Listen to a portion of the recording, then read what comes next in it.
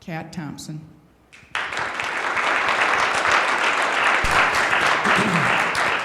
Thank you. It's a pleasure to be back here. I haven't been here for a while, so it's nice to be back and to see everybody here, and I thank you for coming out on this beautiful day. So yeah, stories. The airwaves are full of them, aren't they? And everybody's fighting over your attention on their stories, because whoever gets the most attention, generally their story wins. And that was why, when I was a kid, I really rejected all of the stories that my culture was telling me. Not all of them, but most of them. I didn't believe that we all had to just grow up, get a job, get a college education, go to work, raise a family, and then retire and die. That just seemed to me like boring. And so from the time I was a young child, I rejected those stories and kept saying, you know, I wanted to live in a world of magic. That was the biggest thing for me, was that my culture was telling me that there was no magic in the world, and I didn't want to buy that. I refused to buy that.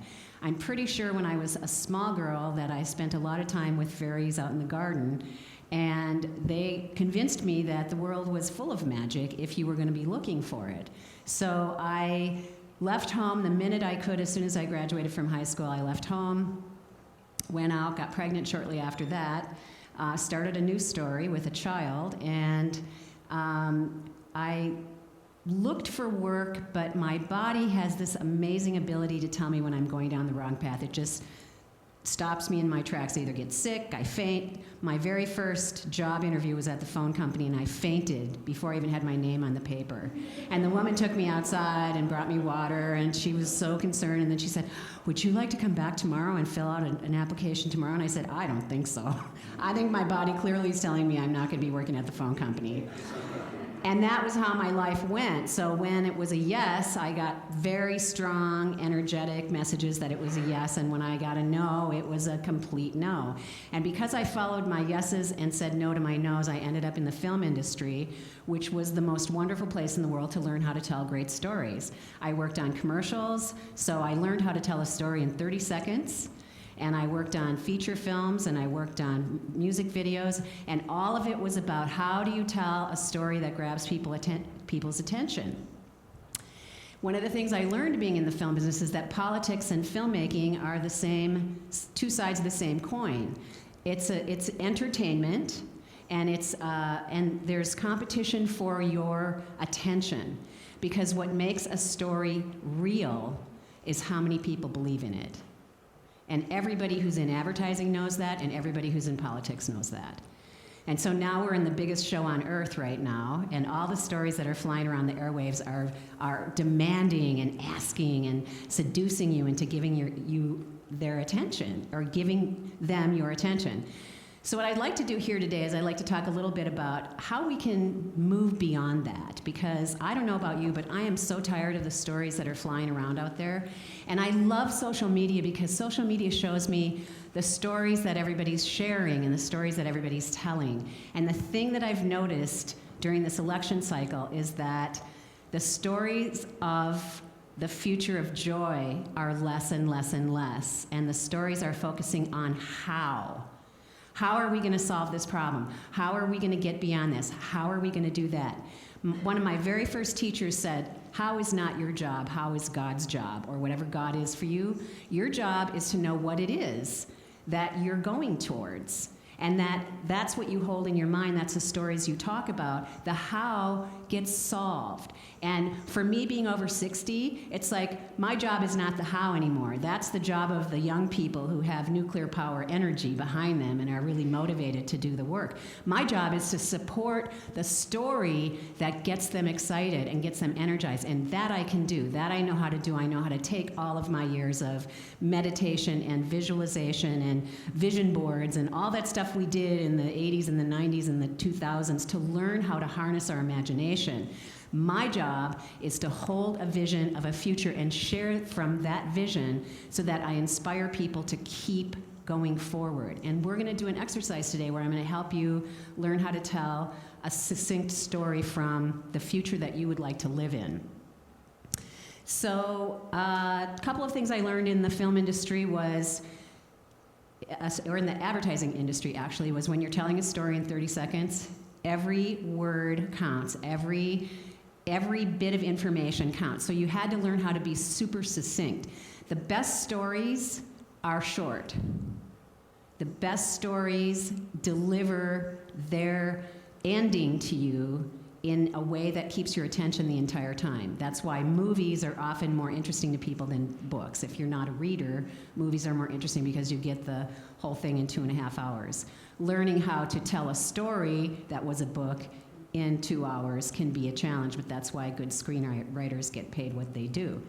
So I'm going to talk a little bit about, go back to this teenage idea. From the years of 14 to 27, those years are about challenging the stories of your culture. And if you live in a culture that knows that, then what they will do is that they will listen to what you have to say, because what the 14 to 27-year-old age group says is, these stories that you're telling me are no longer relevant. These stories that you're telling me, there's something not right about it. There's something underneath that that's not fair, that's not right. We need to look at that. These stories are no longer applicable to us because we're in a different time and a different place. So what that 14 to 27 age group does is it challenges tradition. And we love to hang on to tradition, don't we? It's because that's the way it was done. In a tribal culture, your tradition was your identity. But we're a global culture now. We're not a tribal culture anymore. So we have to question the rules and the things that we learned from our tribe about what's appropriate and what gets us kicked out of the tribe and what gets us held up by the tribe. We have to challenge those things, and these young people are the key to doing that. They will tell us when it's not working. And it's our job as the adults to adjust the direction of the stories, to adjust the direction of where we want to end up.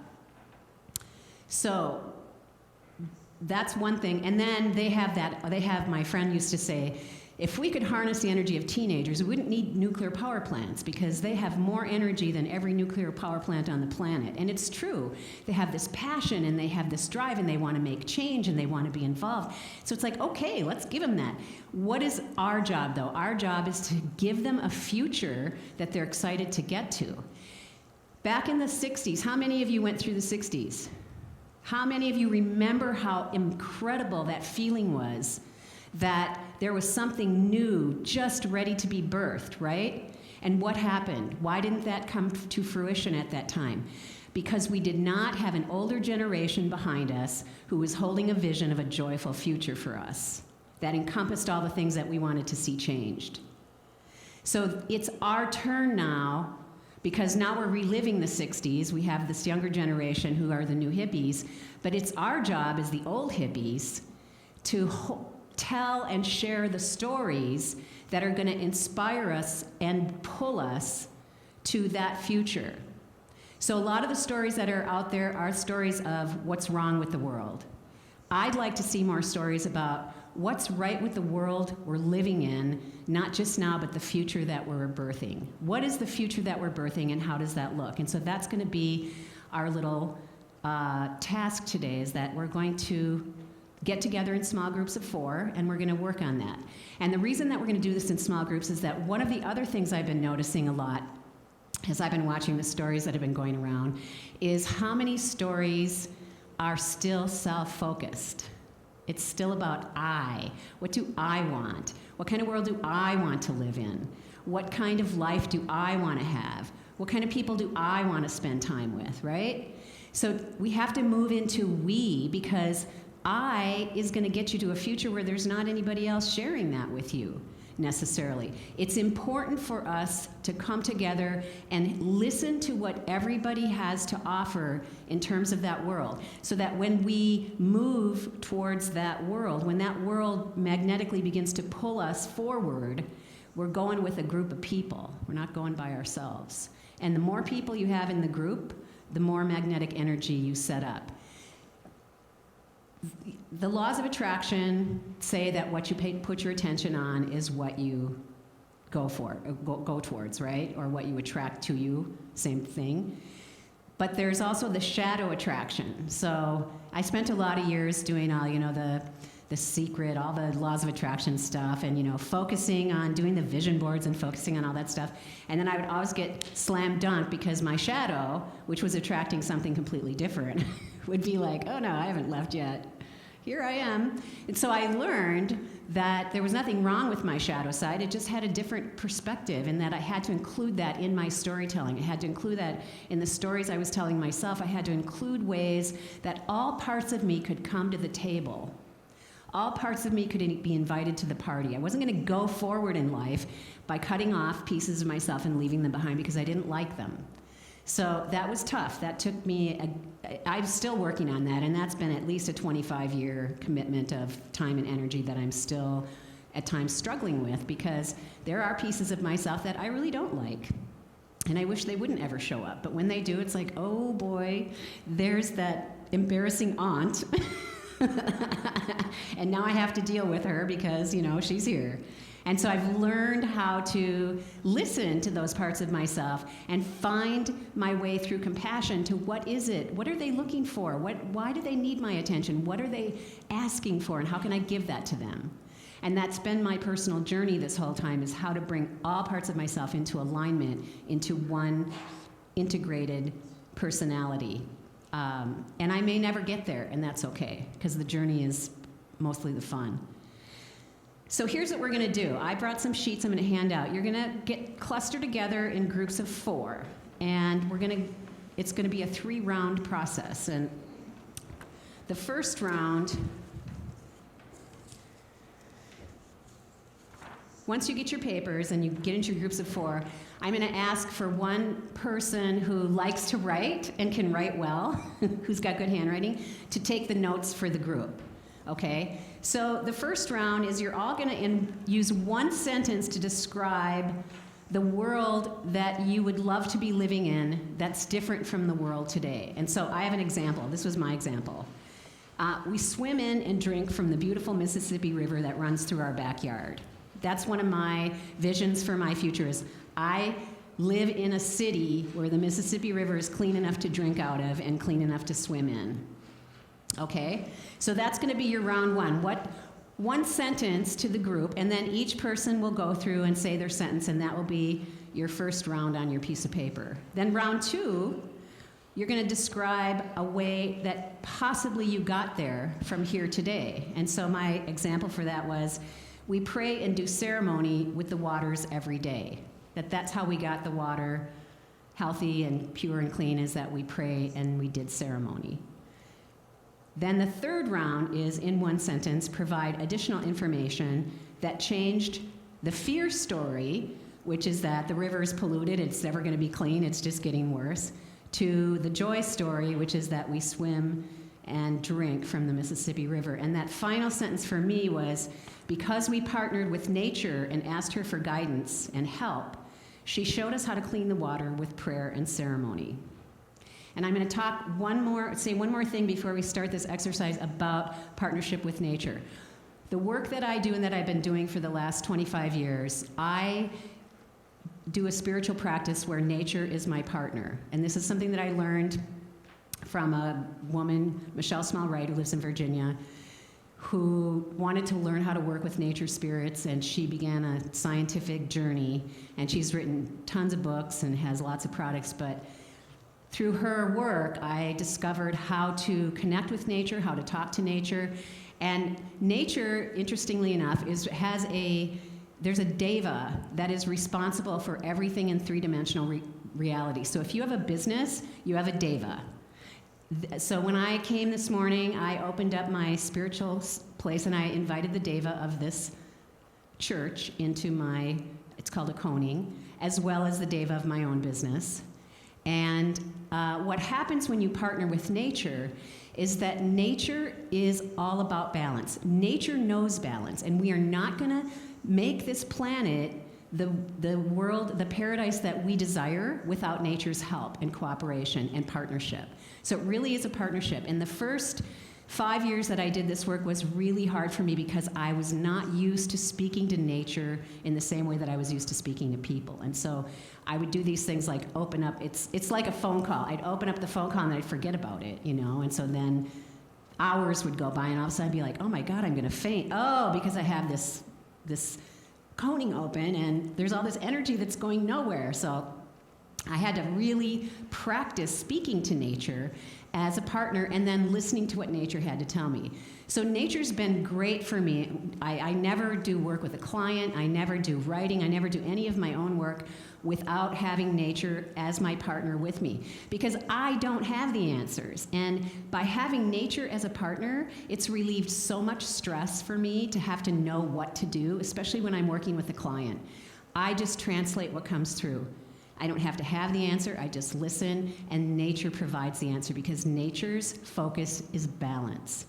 So what I'd like you to do today before we start this exercise, if you would like, is I would like to invite you to bring your higher self into this coning with nature. And I'm going to let each of you do that on your own if you'd like to. All you have to do is close your eyes and just say, I'd like my higher self to be present in this coning. And that's all you have to do.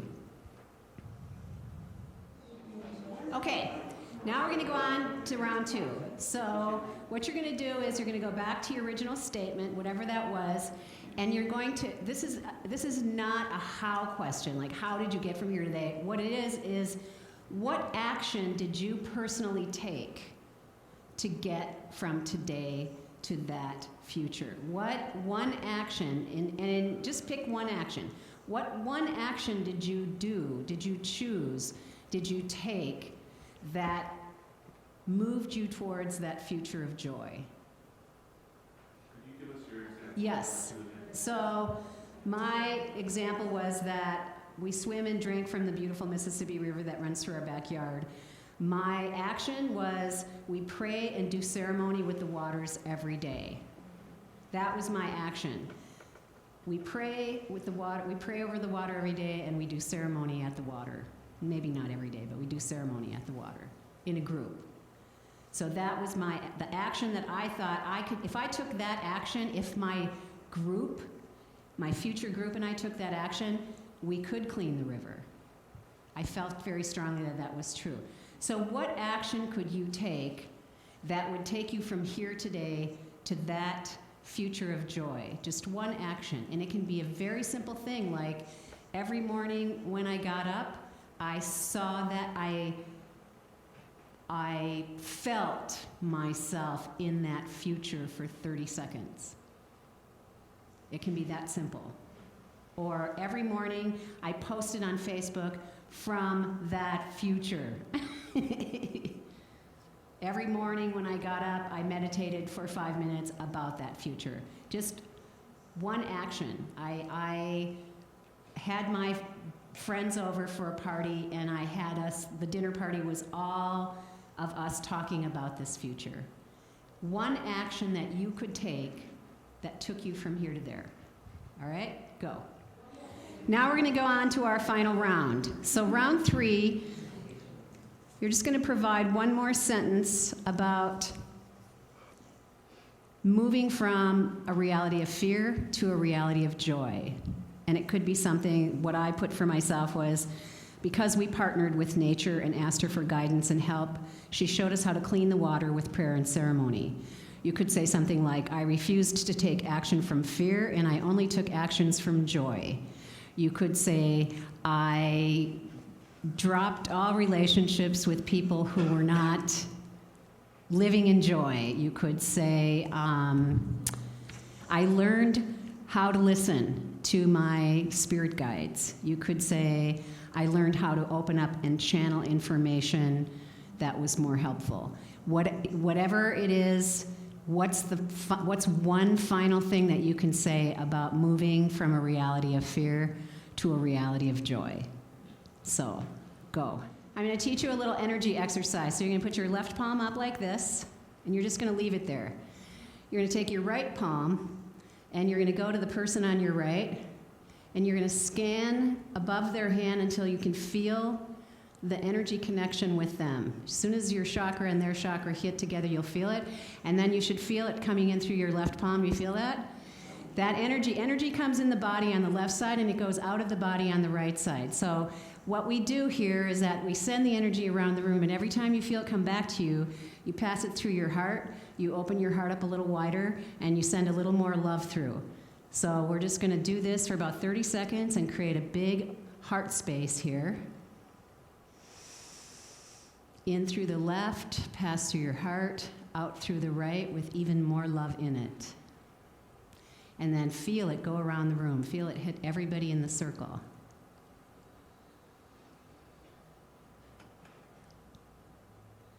And let yourself be filled up by all the love that's in this circle.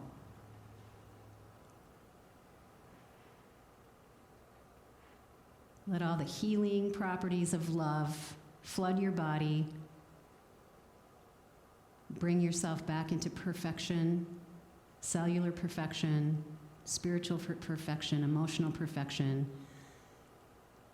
You are perfect exactly as you are. And let that love come in and amplify that.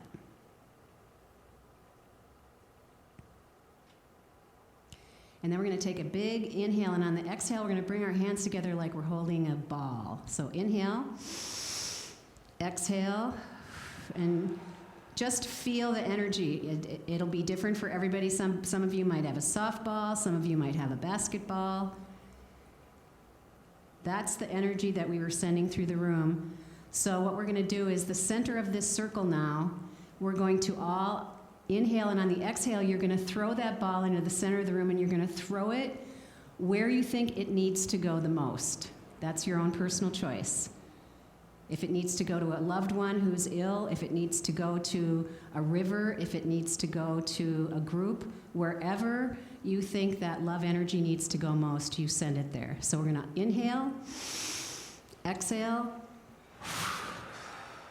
Perfect. Wonderful exercise. Thank you guys so much, and I really hope that you'll continue to tell the stories that you started here today, and that I would encourage you that when you're in an environment where people are chit-chatting and you don't feel like making small talk, say to a person, hey, give me a sentence about the world that you would love to live in. What's your paradise look like? Like, just give me one sentence, and start conversations with people about what it looks like to live in paradise so that we can get our imagination and our storytelling into a better space. Thank you so much. I really, really am honored.